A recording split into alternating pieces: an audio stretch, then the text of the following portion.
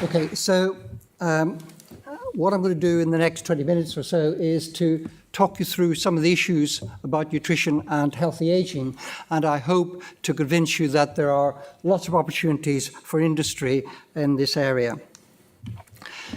So the good news is that people are living longer, and this is not something that's just happened in the last few years. This has been going on since the early part of the 19th century. So since Victoria became queen until the present day, we've been gaining life expectancy at approximately 5 to 6 hours for every day that's passed.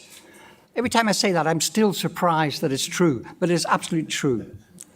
So it's a bit like waking up tomorrow and you've banked another 5 hours to use later in your life. And you do that every day you live. And alongside this, more and more people are living to stupendously old ages. This is the growth in the numbers of people who have reached 100, which is the green line in Sweden, or 105, the blue line in Japan. It is an enormous growth. And it's reckoned that in the next few years, there'll be 1 million people who are at least 100 years. And children born today have a 1 in 3 chance of living to be 100. So astonishing changes in life expectancy. And it's getting better all the time. This is dementia prevalence in the UK. So the values in blue are for a study that was done initially, and then the brown values are a repeat of that study 20 years later. And you see that at every age from 65 upwards, the prevalence of dementia has been reduced. So we're doing better. But, and there is a but, the total numbers of people who are affected by age-related disease is growing very rapidly. And this is just the prevalence on a world scale of dementia. And between now and 2050, there will be a 3-fold increase in the prevalence of dementia. And in some areas of the world, such as Africa, that's a 4-fold increase. So enormous increase in the numbers of people who will develop dementia. And we also see big social divides in aging. Michael Marmot did a review for the government a few years ago, and in that report he wrote that people living in the poorest neighbourhoods in England will die on average 7 years earlier than people living in the richest neighbourhoods. But I think the more shocking one is the second statistic, and they will spend more of their shorter lives with disability.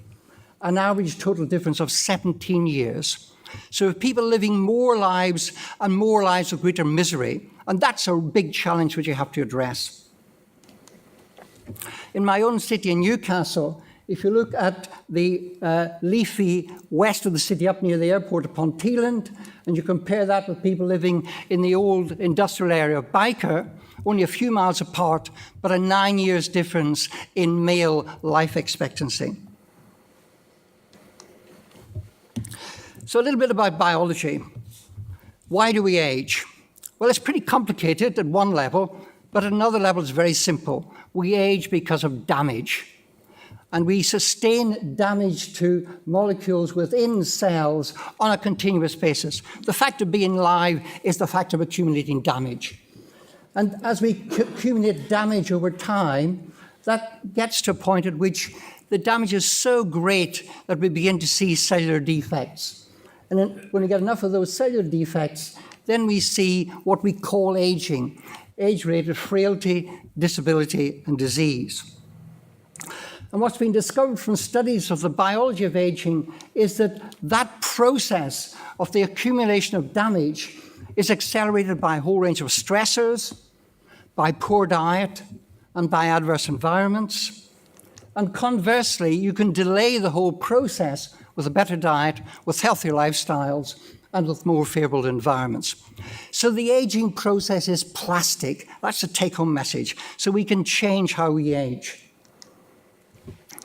So this damage that we sustain is pervasive. It affects all the molecules, all the big molecules in every cell, in every tissue of your body. So as you sit here for these 20 minutes listening to me, you're accumulating damage all over your body. And we're accumulating that damage through very well-understood processes, through processes which are a normal part of being alive, processes of inflammation, of metabolic stress, and oxidative stress or redox changes. And those are the processes which drive the accumulation of damage. And that then leads to changes in processes at a cell molecular level which affect every tissue in the body. So we get changes over time in the immune system, in the vascular system, in the musculoskeletal system, in the brain, and in all the metabolic organs of the body. And all of that drives the functional decline which we see and describe as aging. And that process has been going on since the moment you were conceived. So aging is a lifelong process. But we can change it. And here's an example of data from East Anglia showing the plasticity of the aging process. A group of middle-aged people were recruited in Norfolk, and the researchers studied a number of health behaviours, very simple things that could be measured very easily. And then they waited, as epidemiologists do, until something happened. And the something they waited for was the people to die. And they just counted the number of deaths. And then they looked back to the things they measured initially. And what they discovered was that the people who had none of those health behaviours died fastest. But if you had any one of the health behaviours, your risk of dying over the follow-up, this is 14 years, was reduced 2, 3, and 4. So the more health behaviours you had, the less likely you were to die in those 14 years. And the health behaviours are things we're all very familiar with. It's being a non-smoker, it's having a healthy diet, it's being physically active, and a modest consumption of what I hope we'll enjoy later on this evening. Now, on the dietary side, which I'm going to focus on, a great deal of interest in the whole diet, not just an individual component, but the whole diet. And a great deal of interest in dietary patterns, and particularly the potential of a Mediterranean dietary pattern to be associated with greater longevity. And detailed studies of big population groups, such as the EPIC cohort, have shown that it's not geography, it's not a matter of living in the south of Spain or on a Greek island, but it's the diet you choose wherever you live. So in this study, these 75,000 men and women lived in all the countries that were coloured on the map. And if their diet was more like a Mediterranean diet, then their risk of death in the follow-up period was reduced. And that same phenomenon, that a Mediterranean dietary pattern is associated with reduced mortality, is seen in lots and lots of studies in different parts of the world. So you don't have to be in Europe. If your Mediterranean dietary pattern anywhere in the world is associated with lower mortality, it's associated with lower risk of age-related brain degeneration, and reduced risk of death from all the major causes, cardiovascular disease and cancer. Now, those of you out in the audience who are scientists will be thinking, yes, but it's all epidemiology, and we don't believe a word of epidemiology. What we want to see are big trials where people have actually changed people's diet and then looked at what happened. And that has been done in Predimed. There's a large study carried out in Spain where they took middle-aged people at increased risk of vascular disease and randomized them either to a low-fat diet, the kind of diet that the American Heart Association recommends, or to a Mediterranean diet. So the control diet is the low-fat diet, and this is incidence and death from cardiovascular disease. And you can see that compared with the control group, so these are the people who should have the good low-fat diet, the people who were randomized to the Mediterranean diet did better and had significantly lower cardiovascular disease, which of course is one of the major age-related diseases. But I want to focus just for a moment on other aspects of aging, and in particular, the brain aging, which is, I guess, what is really beginning now to energize society in terms of the burden of age-related ill health. And basically, your risk of developing Alzheimer's disease depends on two major things: genetics and lifestyle. At the moment, we can't do too much about your genetics, but we might be able to do something about lifestyle. So doing studies with Alzheimer's disease as the outcome takes a long time because people don't develop it overnight. But you can begin to look at the antecedents, the things which contribute to the later development of the disease, by studying the structure and function of the brain. And if you simply do an MRI scan and measure the brain volume, what you see is that as we age, our brains shrink. Sorry, Dennis, you and I are suffering from that problem. We're getting older and our brains are shrinking. But if we're someone who's going on to develop Alzheimer's disease or other forms of dementia, that rate of brain shrinking is faster than for everyone else. So we can use the volume of the brain as a surrogate for the likelihood of developing dementia in later life. And these are data from a study carried out in Scotland, where they did just that. They took some older people, they measured their brain volume at two different time points, 3 years apart, by MRI. And then they said, okay, how does that change in brain volume relate to diet? And those people who had a more Mediterranean-like diet, and this is Scotland, remember, this is not Spain, this is Scotland, with all the problems of the Scottish diet, the people who had more of a Mediterranean-like diet had less brain shrinkage. I can't talk about healthy aging without saying something about obesity. This really is the elephant in the room for so many health outcomes. And obesity drives many aspects of ill health because it's a damaging process. So here's some data from Sweden, a study of Swedish twins, looking at the relationship between their body mass index, a measure of how fat they were, when they were on average 43 years of age, and then looking at their longer-term likelihood of developing dementia. So compared with the people who are of normal BMI, shown here in green, the people who are already obese by the time they were 43 had a 2.5 times greater likelihood of going on to be demented in later life. So obesity is a major, major risk factor. And when you look at the development of obesity in our society and around the world, you can see why this is such a problem.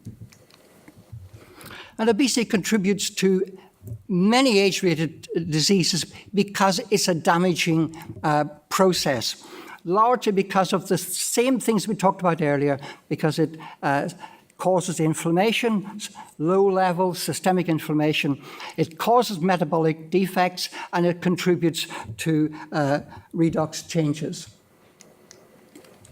And the prevalence of obesity is continuing to rise. It's predicted that in 2035, 72% of the British population will be overweight or obese. So it will then not be normal to be normal weight. It'll be normal to be overweight or obese. So that's storing up all sorts of issues.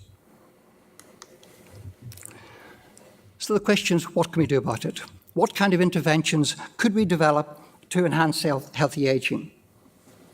Well, I'm going to begin with a study we've done very recently in Newcastle in collaboration with colleagues in Glasgow.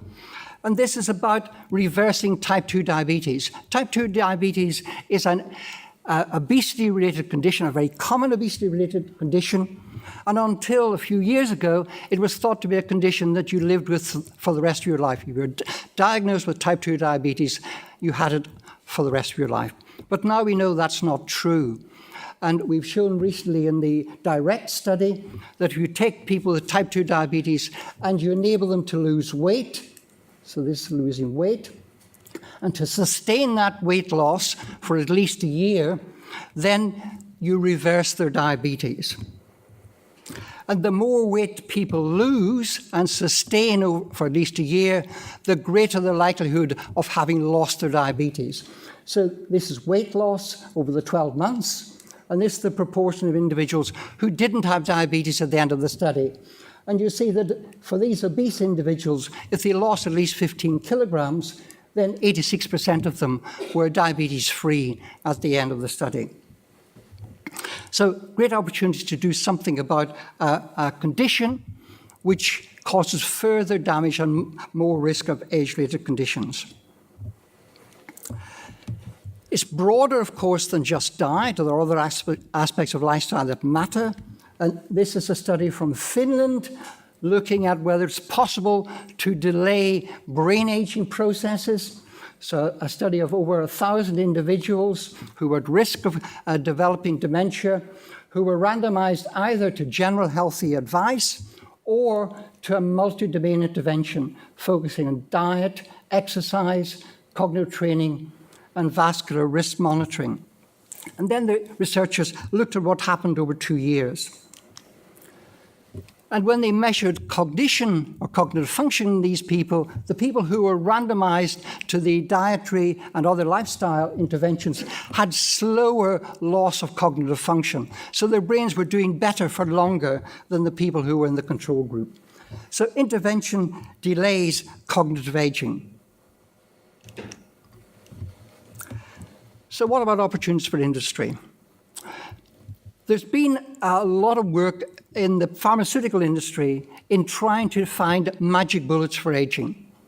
And basically, they've all failed. There is no magic bullet for aging. And I suspect it's not likely we'll find one. And the reason is because if you think about the biology, it's damage to so many different molecules in so many different places that it's hardly likely that a single pharmaceutical agent will address all of those issues. So I think behavior change is the key. And industry needs to think about how to change behaviors and to use their skills, to use all the tools that they have at their disposal to change behaviors in ways that are more healthy. So I think industry has opportunities to develop food-based products and services, and I emphasize the and services because it's not just about selling stuff, it's about enabling people to change behavior that encourage healthy eating throughout the life course. So it's not about developing products for old people, it's about developing products that people will be happy and enjoy eating throughout the whole of their lives. It might involve services, for example, that are more personalized, that address the individual wishes of individual consumers. Developing technologies enable people to be more physically active. And I see opportunities to come together between food industry and other industries to achieve that. And to develop nutrient-enriched products for older people who have reduced appetite and reduced energy needs. So to summarize, I hope I've convinced you that aging is due to the accumulation of molecular damage, that nutrition and other lifestyle factors can influence the accumulation of molecular damage and so slow down the aging process. And we have now evidence that nutritional interventions really work, and particularly plant-based diets like the Mediterranean eating pattern. And there are big opportunities for industry to develop products and services to enhance healthy aging. Thank you very much. Thank you very much, John. We've time for one or two questions.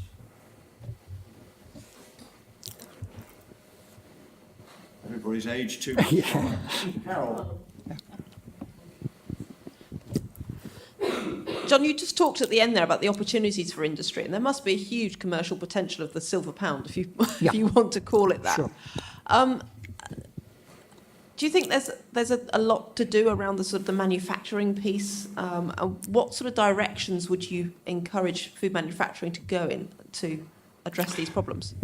So if you think about the silver pound, you think really about older people. And I think one of the issues there is the one I have on the previous slide about the need for nutrient-enriched products, particularly for much older people who have reduced physical activity but still have need for nutrients. And there I think the challenge is to make sexy foods. Nobody wants to live in a dietary ghetto. So I think the challenge for industry is to make foods which are attractive, tasty, and enjoyable, and will remain part of a lifestyle that people would want to enjoy. They don't want to be given products that are good for them. They want to give products that they enjoy. So, sexy foods for older people.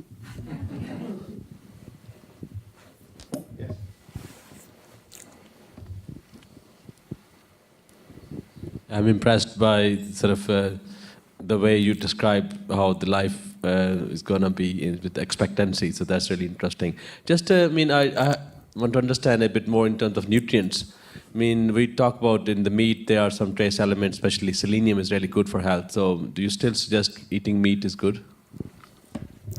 I don't think any food is good or bad. I think it's the whole diet which matters. And I emphasize plant-based diets. I didn't say a meat-free diet. I was emphasizing plant-based diets because most of the evidence is that plant-based diets are healthy diets. So it's not about eating meat or not eating meat. It's about the totality of the diet.